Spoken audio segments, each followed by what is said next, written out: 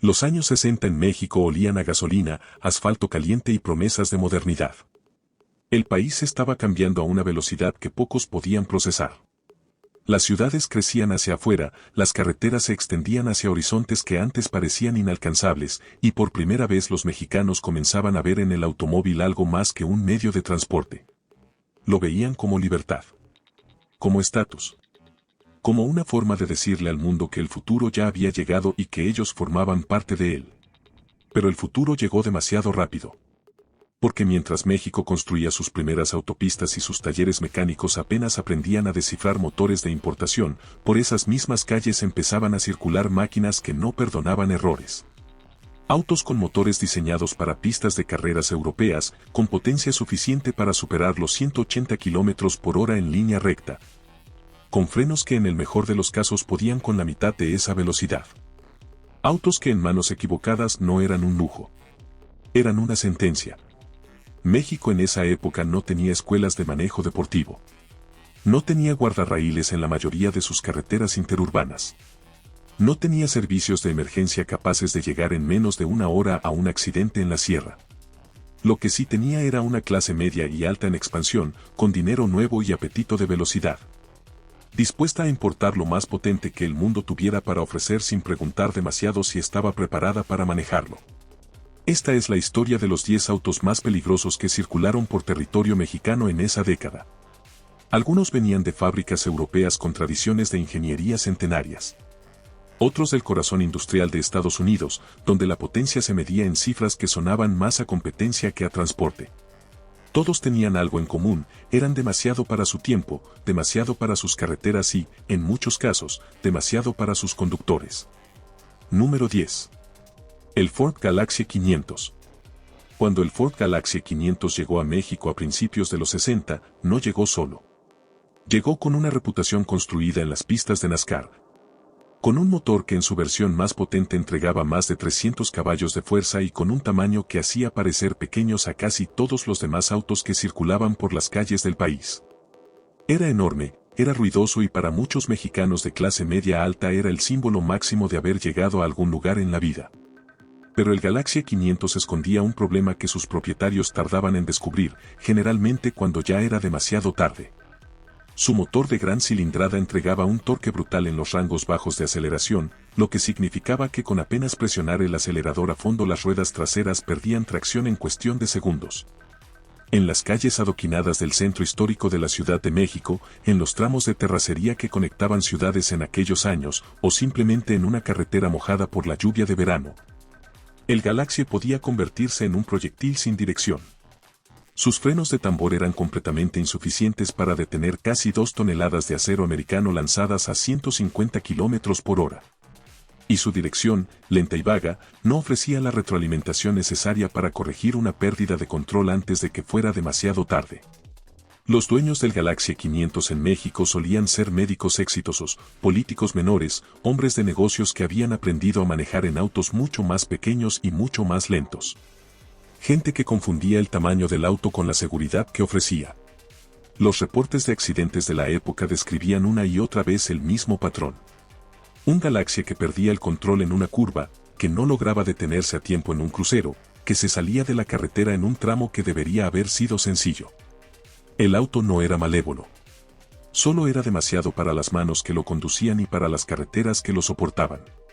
Número 9. El Alfa Romeo Giulia Sprint. Si el Galaxie 500 era peligroso por su tamaño y su brutalidad americana, el Alfa Romeo Giulia Sprint representaba una amenaza completamente diferente. Era pequeño, elegante, casi delicado en su apariencia. Un auto italiano de líneas perfectas que llegó a México a mediados de los 60 y que inmediatamente conquistó a una élite de conductores que se creían más sofisticados que el resto. Y en cierta forma lo eran. Porque para poder manejar bien un Giulia Sprint había que entender de autos de una manera que muy pocos mexicanos de aquella época entendían. Su motor de doble árbol de levas producía 106 caballos en un auto que pesaba apenas 900 kilos.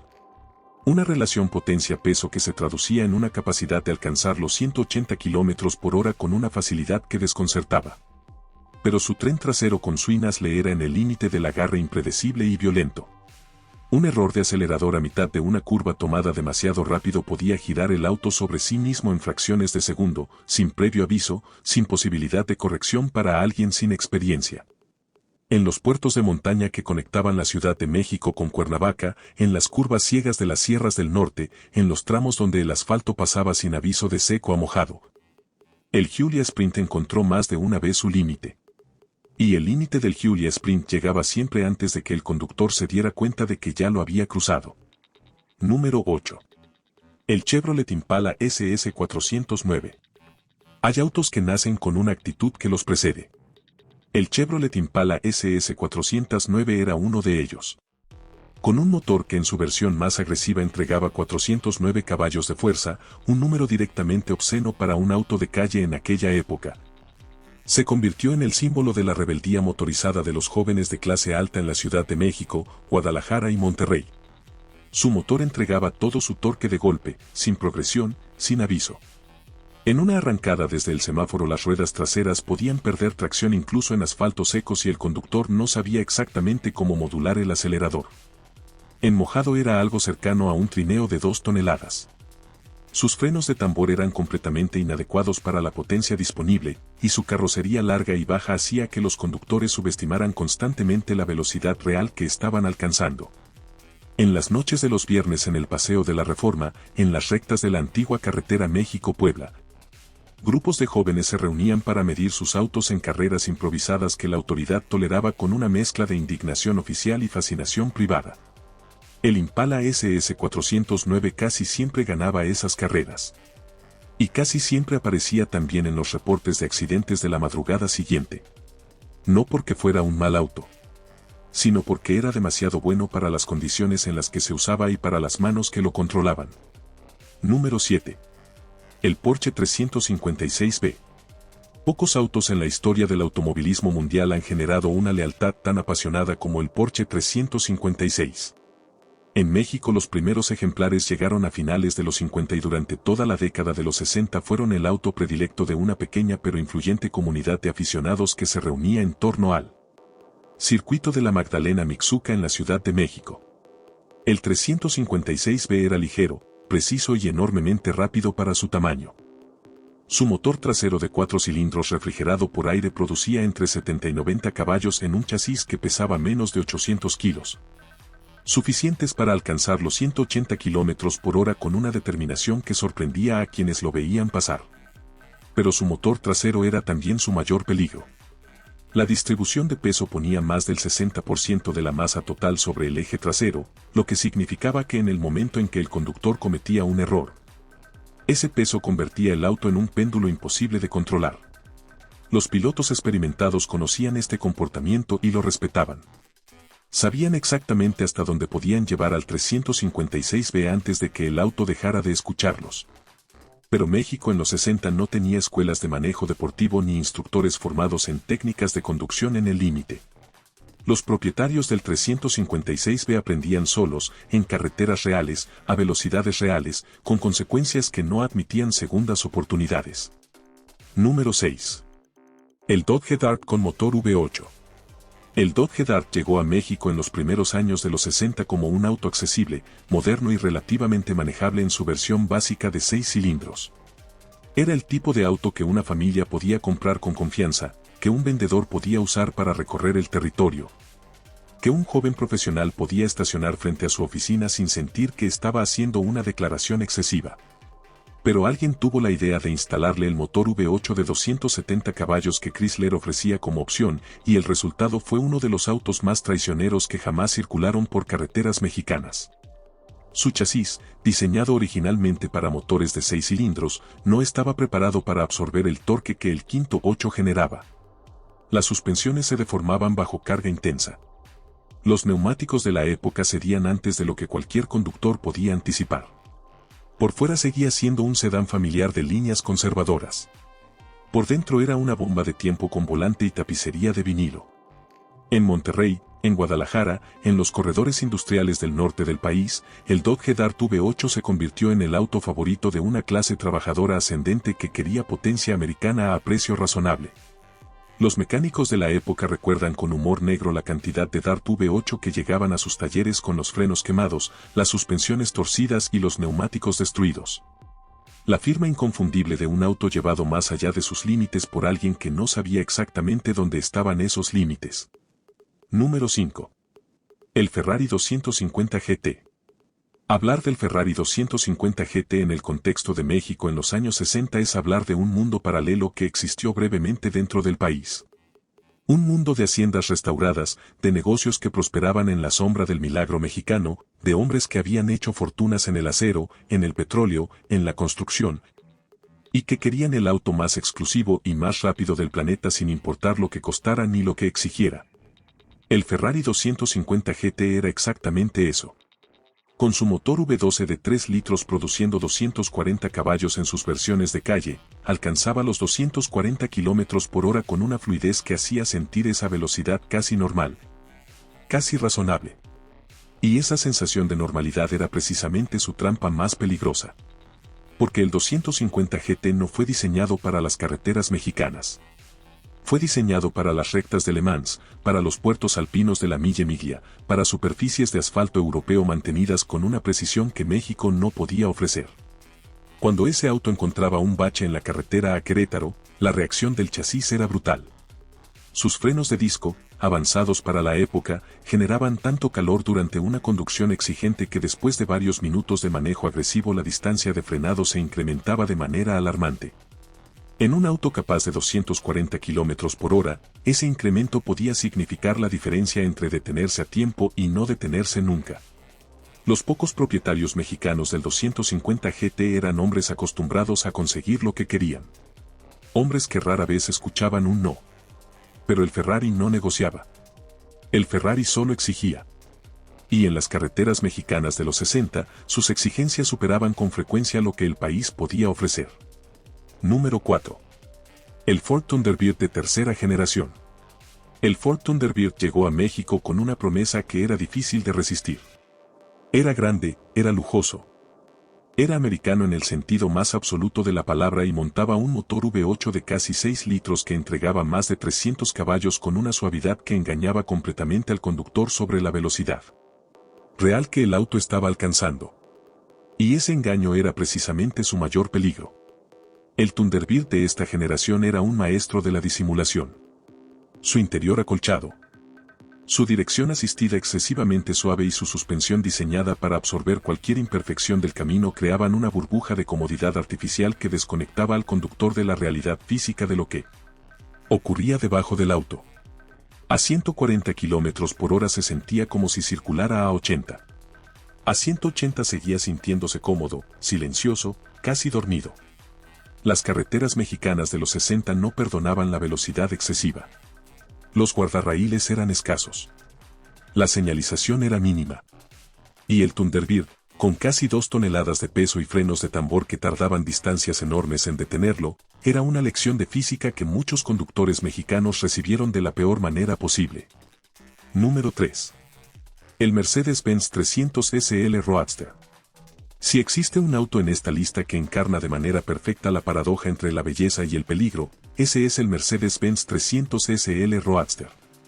En los años 60 poseer uno en México era una declaración de poder que iba más allá del dinero.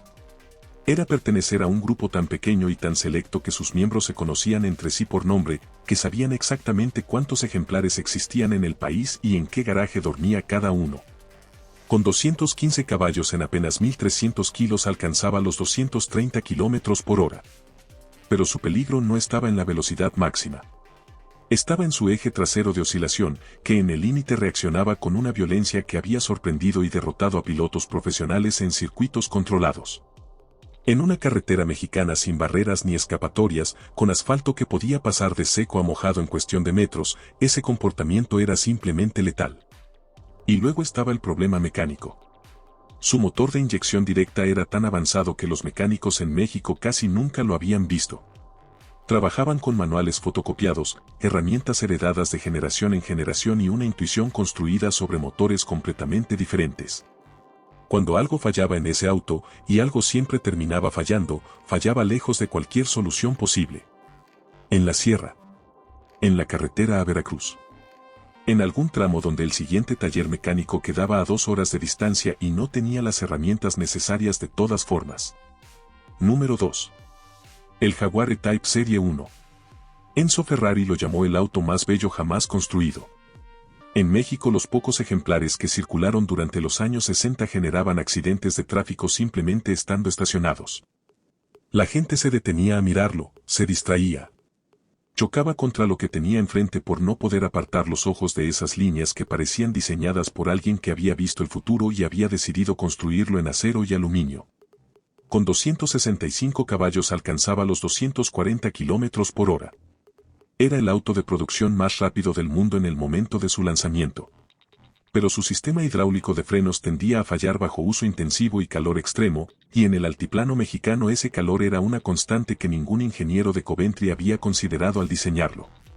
Su dirección comunicaba cada irregularidad del camino directamente a las manos del conductor con fuerza suficiente para desestabilizarlo. En los tramos de asfalto deteriorado que abundaban incluso en las principales carreteras del país, el E-Type podía convertirse en segundos en algo completamente incontrolable. Hubo propietarios mexicanos que contrataron instructores europeos para aprender a manejarlo correctamente. Hubo otros que confiaron en su intuición y en su suerte. La diferencia entre ambos grupos se midió, en más de una ocasión, en términos que ningún seguro podía cubrir completamente. Número 1. El Studebaker Avanti superalimentado.